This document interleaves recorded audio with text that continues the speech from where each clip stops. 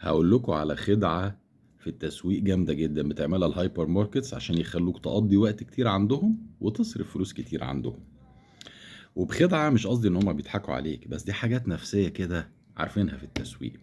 هسألكوا سؤال، ولو سمحتوا تجاوبوني في الكومنتات على إجابة السؤال ده. عمرك رحت هايبر ماركت كبير لقيت فيه ساعة متعلقة في أي حتة عشان تقولك على الوقت؟ بتفكر في إيه؟ مش هتلاقي. وعايزكم تقولوا لي ده في الكومنتات. لما تروحوا هايبر ماركت تاني دوروا شوفوا في اي ساعة متعلقة في اي حتة، مش هتلاقوا. وده ليه؟ عشان يخليك ويخليكي وانت في الهايبر ماركت ما تحسش بالوقت، وبالتالي تفضل ماشي وعمال تتفرج وتلف تلف تلف.